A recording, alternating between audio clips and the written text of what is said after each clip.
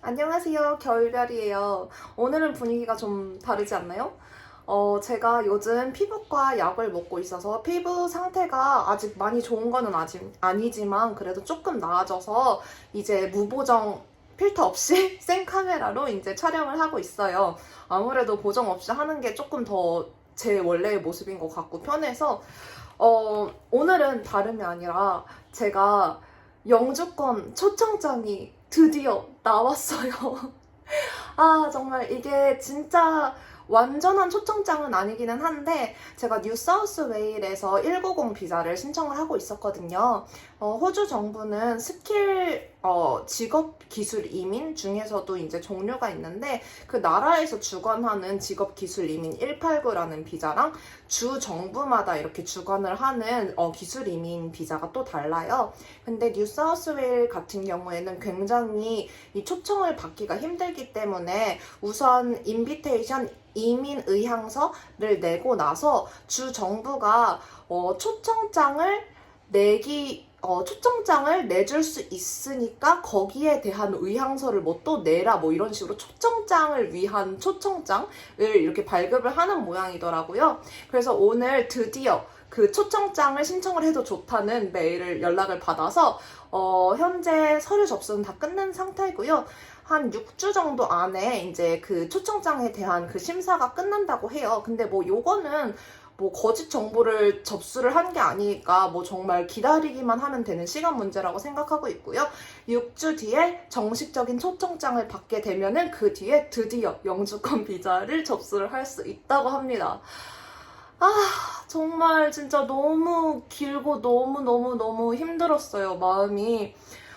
제가 다른 것들은 둘째 치고 정말 이 영주권을 위해서 정말 할 수 있는 건 전부 다 했거든요. 그래서 현재 점수가 그 190 추가 주 정부 스폰서 추가 점수 5점까지 포함을 해서 무려 95점으로 초청장을 받게 되었습니다. 영주권 과정이 정말 험난했네요. 저는 사우스 오스트레일리아라고 이제 남호주 쪽에서 졸업을 했거든요. 그러다 보니까 뉴사우스 웨일에서 좀 특혜라고 해야 되나? 그런 거를 받을 수가 없었어요. 여기에서 이제 졸업을 했다거나 아니면 뭐 여기서 이제 졸업을 하고 나서 뭐 바로 이제 취직이 됐다거나 하면은 좋은데 저는 남호주에서 이제 졸업을 하고 이쪽으로 왔다 보니까 취직에서도 불이익이 컸고요. 그리고 취직을 하고 나서도 아무래도 다른 주에서 왔다 보니까 이렇게 조금 우선순위가 자꾸 밀리게 되더라고요. 그래도 어쨌든 받았으니까 받은 게 중요한 거겠죠? 일단 제 영주권 과정이 얼마나 험난했는지 말씀을 드리자면요.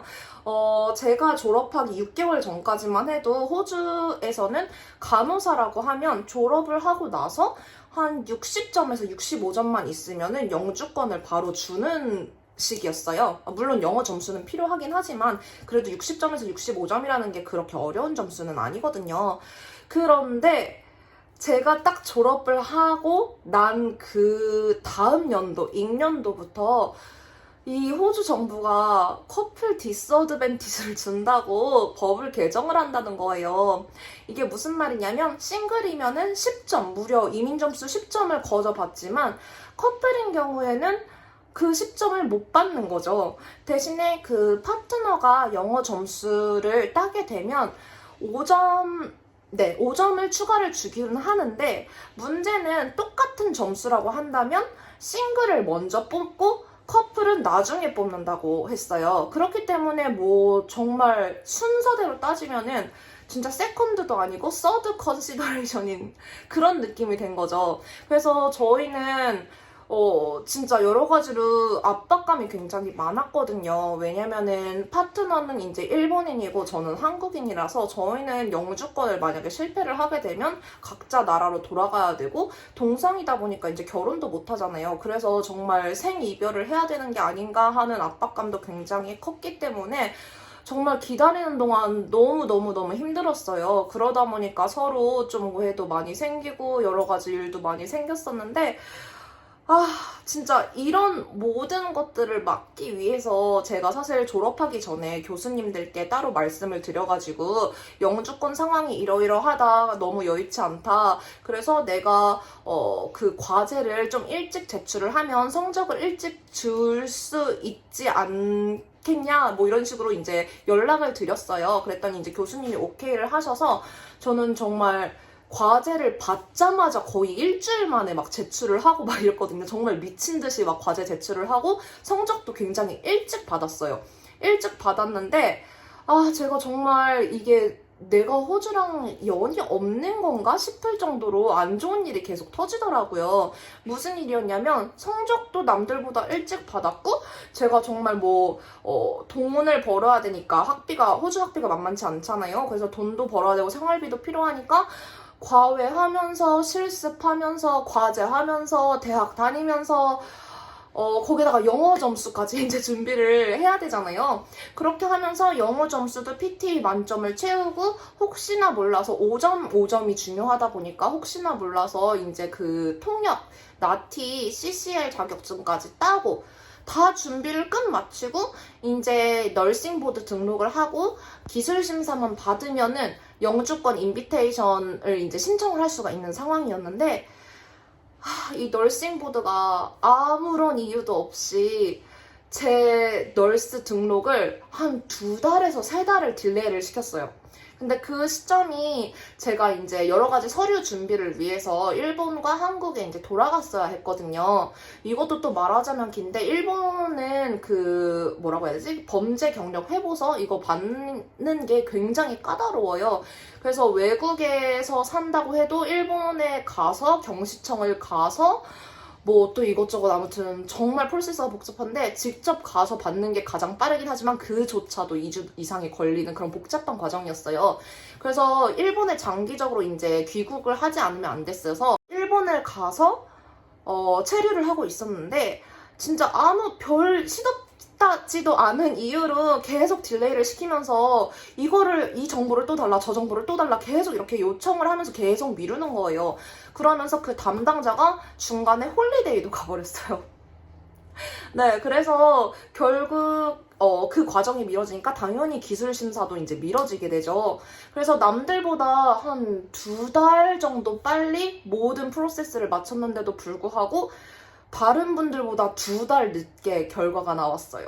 그래서 결국은 커플 디스어드밴티지가 생긴 그 다음 이미 늦은 거죠. 네, 이미 모든 일이 다 끝난 다음에야 영주권 신청 의향서를 제출을 할 수 있었고요. 정말 그 당시에는 저처럼 이렇게 학교를 다니면서 영어 점수 만점도 따고 통역 자격증도 따고 하시는 분들이 거의 없었어서 저는 정말 남들보다 열심히 노력을 했다라고 자부를 할 정도였는데 결과적으로는 남들보다 가장 늦게, 졸업생 중에서 가장 늦게 영주권을 받은 것 같아요. 그게 또 왜 그러냐면요. 제가 사실 그 당시에 멜번이 있는 빅토리아 쪽으로 갔으면은 영주권을 더 빨리 받았을 거예요.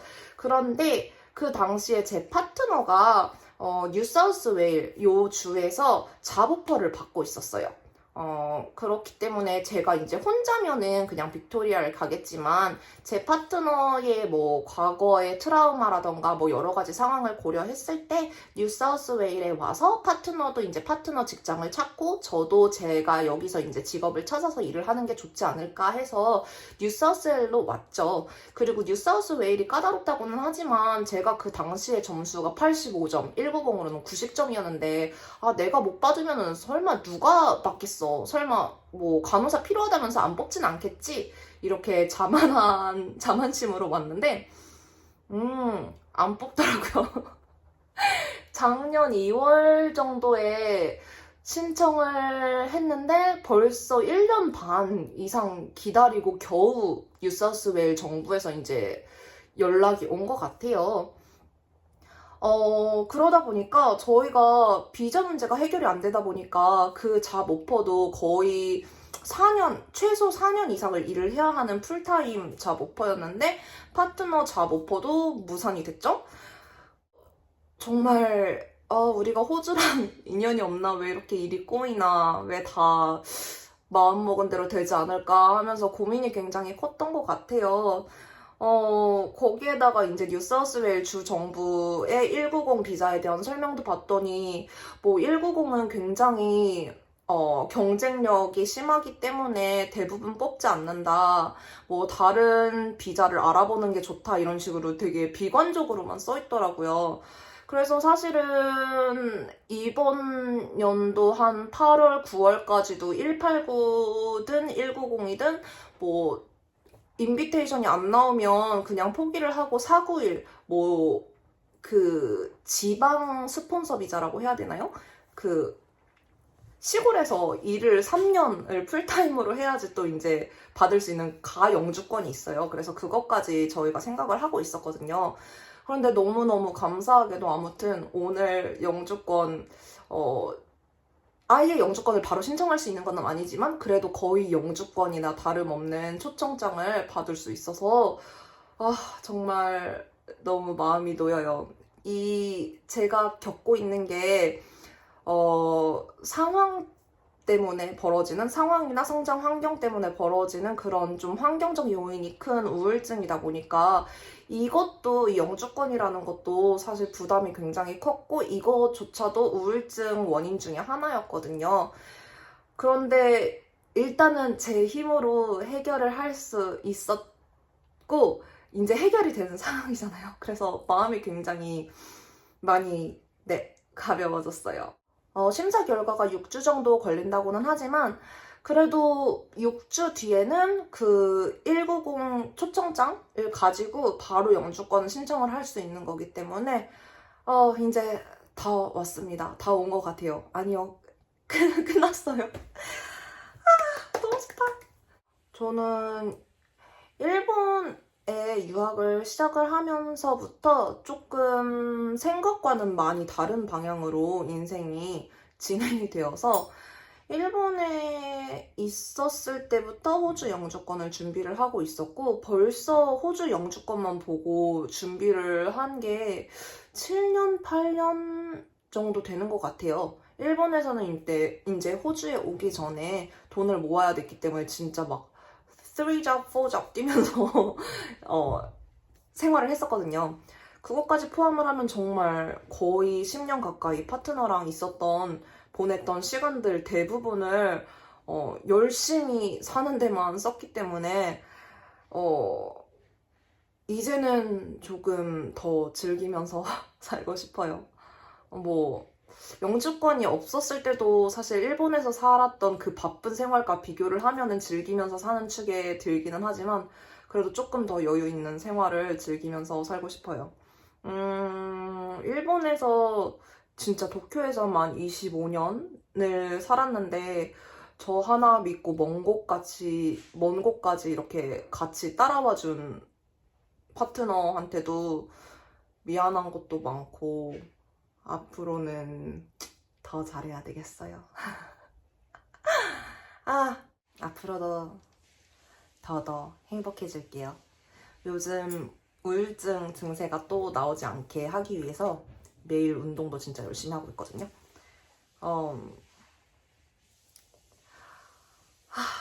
여러분들, 이 영상을 보시는 여러분들도 계속 많이 행복하셨으면 좋겠어요. 안녕. 또 소식 전할게요.